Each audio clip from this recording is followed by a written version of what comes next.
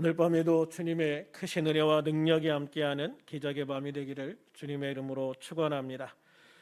오늘 말씀은 예수님이 다락방 강화의 내용 중에 있는 그런 말씀입니다. 다락방 강화라고 하는 것은 예수님이 성만찬을 하신 후에 성만찬하신 다락방에서 제자들에게 말씀하신 교훈들로 예수님의 고별 설교다라고 할 수가 있습니다.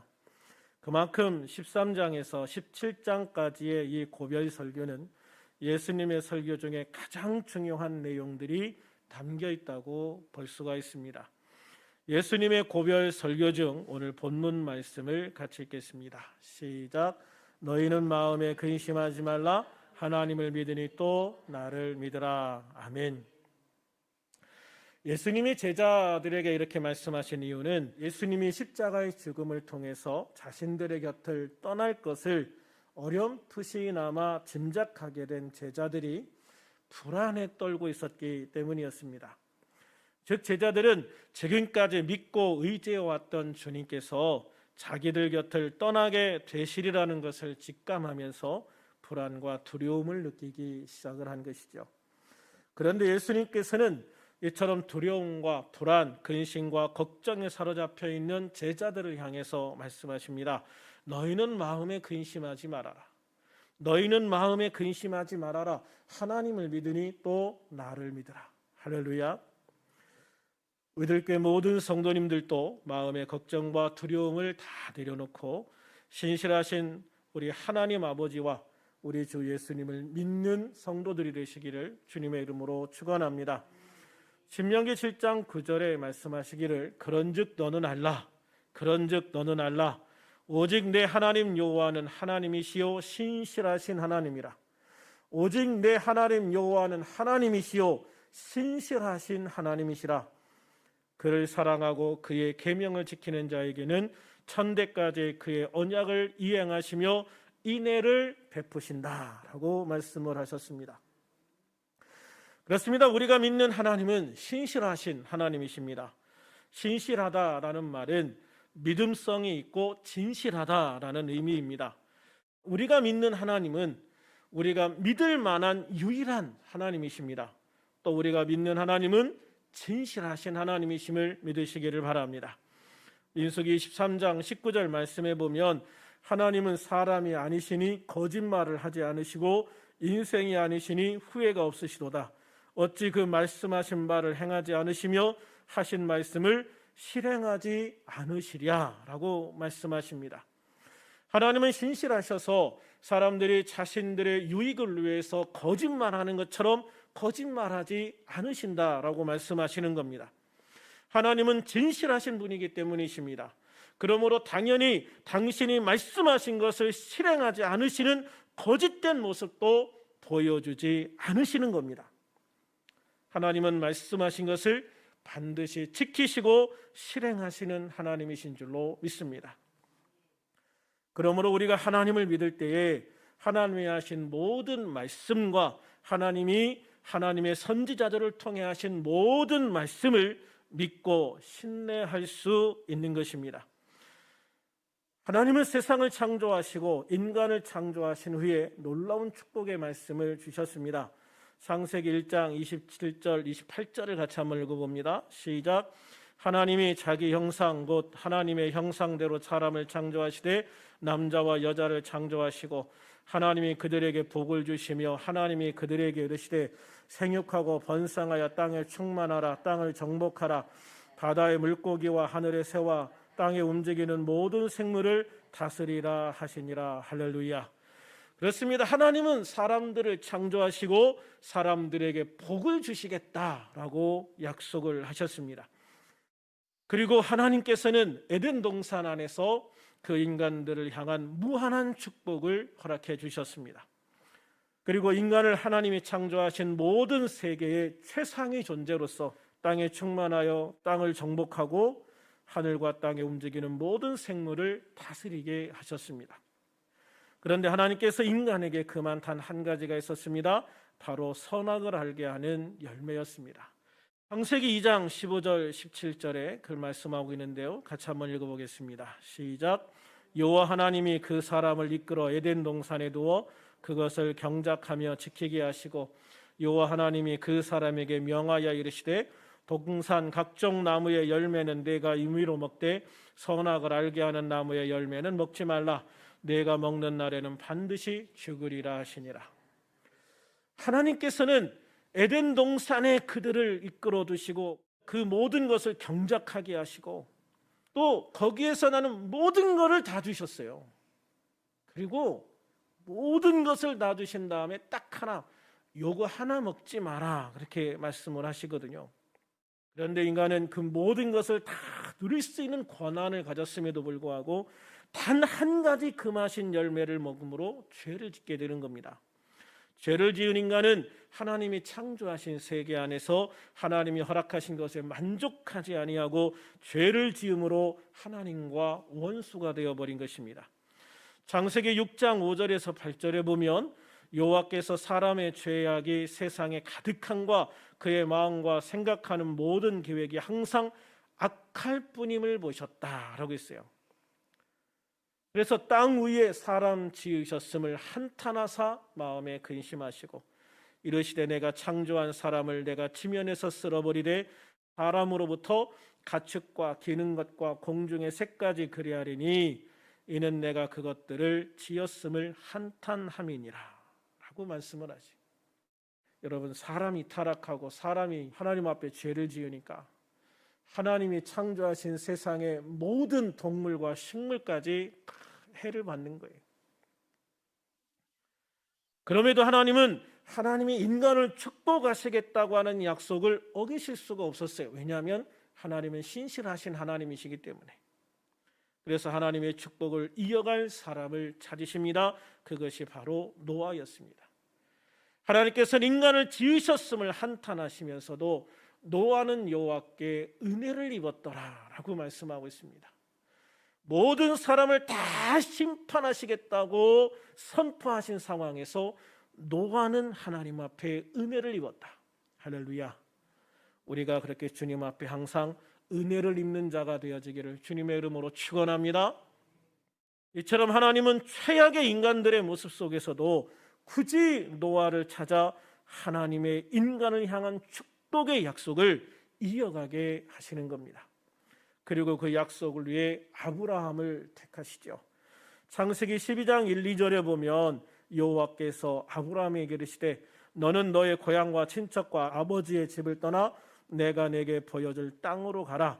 내가 너로 큰 민족을 이루고 내게 복을 주어 내 이름을 창대케 하리니 너는 복이 될지라 라고 약속하시면서 축복하셨어요.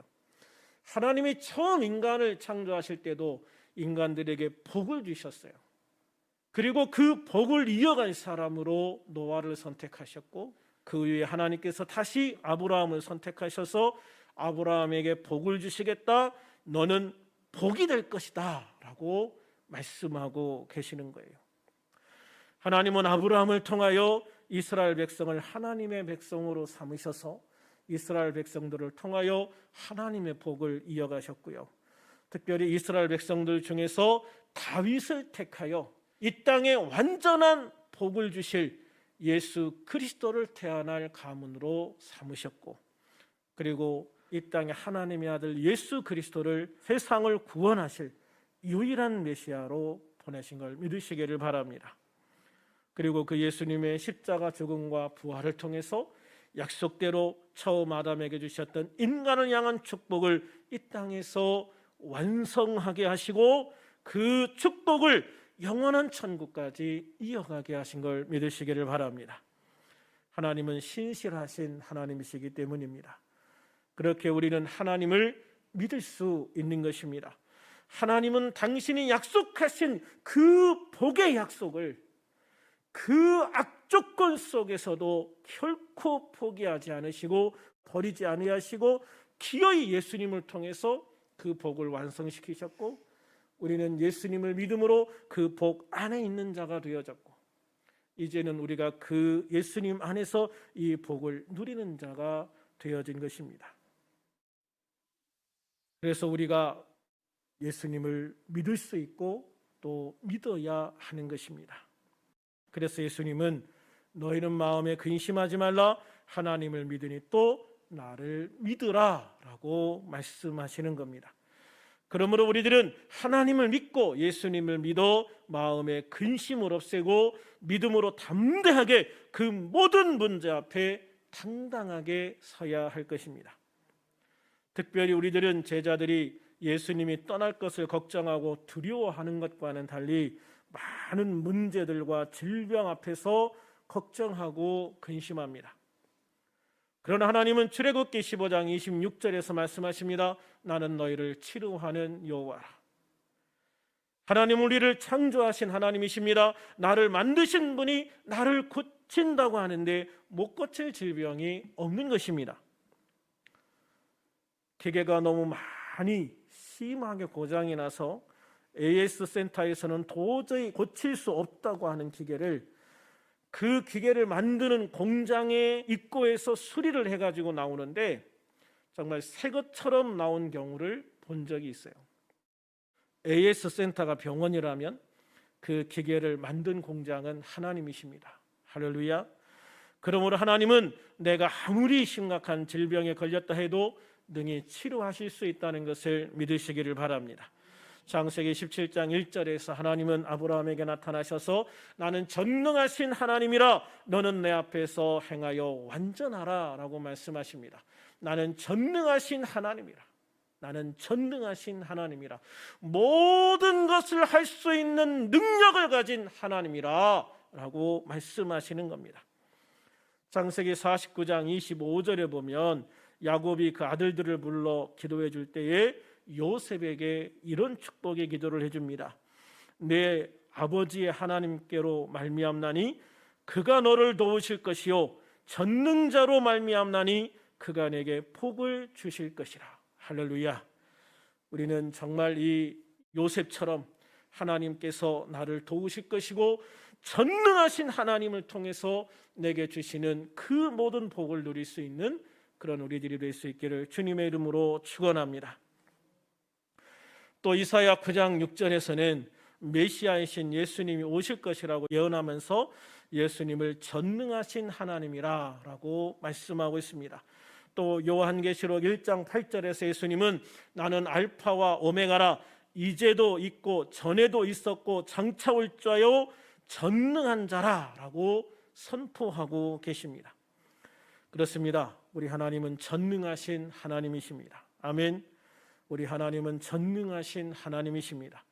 우리의 구원자요 우리의 주님이신 예수님도 전능하신 하나님이십니다. 그러므로 우리들은 전능하신 하나님께서 우리를 치료하시는 하나님이라 선포하심을 믿고 주님 앞에 치료해 주실 것을 간구하며 나가야 될 줄로 믿습니다. 시편 41편 3절 4절에서 다윗은 여호와께서 그를 병상에서 붙드시고 그가 누워 있을 때마다 그의 병을 고쳐주나이다 라고 고백을 하면서 자신의 병을 고쳐달라는 기도를 하고 있습니다. 그렇습니다. 하나님께서는 병상을 붙드시고 내가 누워 있을 때마다 나의 병을 고쳐주시는 하나님이심을 믿으시기를 바랍니다. 예레미야 30장 17절에서 하나님은 내가 너의 상처로부터 새 살이 돋아나게 하여 너를 고쳐주리라고 말씀하셨습니다. 주님은 우리의 모든 악한 것들을 다 제거하고 거기에 새 살을 돋아나게 하실 하나님이신 것을 믿으시기를 바랍니다. 그렇게 고쳐주시고 회복시켜주시는 하나님이신 것을 믿으시기를 바랍니다. 이사야 53장 5절에서는 이 땅에 메시아로 오실 예수님에 대해서 예언하면서 그가 찔림은 우리의 허물 때문이요 그가 상함은 우리의 죄악 때문이라. 그가 징계를 받았으므로 우리는 평화를 누리고 그가 채찍에 맞음으로 우리는 나음을 받았다라고 말씀하십니다. 그렇습니다. 예수님이 이 땅에 오셔서 나를 구원하시기 위해서 고난을 당하실 때 예수님이 채찍에 맞으면서 흘리신 그 고통과 보혈을 통해서 우리가 나음을 받았다, 우리의 병이 고침을 받았다라고 말씀하시는 겁니다. 그러므로 우리들은 질병으로 고통받을 때에 예수님이 십자가에 달려 흘리신 그 보혈을 나에게 부어주셔서 나의 모든 병의 근원이 되는 악한 것을 쫓아내 주시고 죄와 허물을 사하여 주시기를 기도하고, 예수님이 채찍에 맞으심으로 흘리신 그 보혈을 내 병이 있는 곳에 뿌리고 바르고 부어 치료하고 회복시켜 달라고 기도해야 합니다. 또한 예수님은 우리를 치료하시는 하나님이심을 우리에게 직접 보여주셨습니다. 마가복음 1장 33절에는 예수께서 각종 병이 든 많은 사람을 고치시며 많은 귀신을 내쫓으셨다라고 말씀하십니다. 마태복음 14장 36절에는 다만 예수의 옷자락에도 손을 대게 하시기를 간구하니 손을 대는 자는 다 나음을 얻었다고 말씀하십니다. 마태복음 14장 14절에는 예수께서 나오사 큰 무리를 보시고 불쌍히 여기사 그 중에 있는 병자를 고쳐주셨다고 말씀하고 있습니다. 그렇습니다. 주님이 우리를 불쌍하게 여기시면, 주님이 우리를 불쌍히 여기시면 우리는 주님의 그 놀라운 은혜와 능력을 통해서 고침받고 치유되는 것을 믿으시기를 바랍니다. 마가복음 5장에서 예수님은 예수님의 옷에만 손을 대어도 구원을 받으리라 생각하고 예수님 뒤로 가서 예수님의 옷에 믿음의 손을 댐으로 인해서 혈루병이 치유되었던 그 여인을 보게 되어집니다. 예수님은 34절에서 이 여인에게 말씀하시기를 따라 내 믿음이 너를 구원하였으니 평안히 가라, 내 병에서 놓여 건강할지어다 라고 축복해 주십니다. 따라 내 믿음이 너를 구원하였으니 평안히 가라. 따라 내 믿음이 너를 구원하였으니 평안히 가라. 내 병에서 놓여 건강할지어다. 할렐루야. 이 말씀이 그대로 우리에게 임하시기를 주님의 이름으로 축원합니다. 이 여인의 혈루병이 치유된 것은 이 여인의 믿음으로 예수님의 능력을 끌어당겼기 때문입니다. 30절에 보면 예수께서 그 능력이 자기에게서 나간 줄을 곧 스스로 아셨다라고 말씀을 하셨습니다. 그렇습니다. 예수님을 믿고 믿음으로 손을 댔는데 예수님의 능력이 끌려서 내 안에 들어와 그 혈루병을 치유하였던 것입니다. 우리가 예수님을 믿고 믿음으로 주님 앞에 손을 대면 주님의 능력을 내 몸으로 끌고 올 수 있다는 말씀입니다. 할렐루야. 그러므로 우리에게 중요한 것은 믿음이다. 아멘. 우리에게 중요한 것은 환경이 아니라 상황이 아니라 믿음이다. 아멘.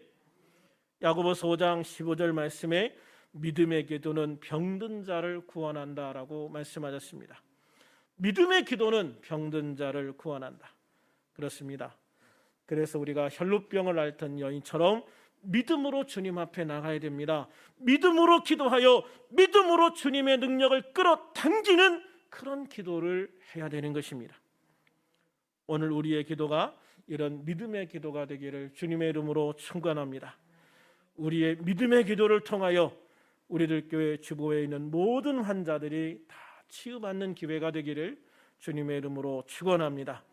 특별히 우리가 기도할 때 하문당 권사님의 간과 담도와 췌장과 임파선 등에 있는 모든 암세포가 주님의 권능과 능력으로 치유받게 되기를, 그리고 우리 주 예수님이 채찍에 맞으심으로 흘리신 그 보혈이 한 권사님의 암세포가 있는 모든 부분에 뿌리고 바르고 부어져 치유되게 해달라고 기도하시기를 바랍니다. 주님은 우리를 치료하시는 하나님이십니다.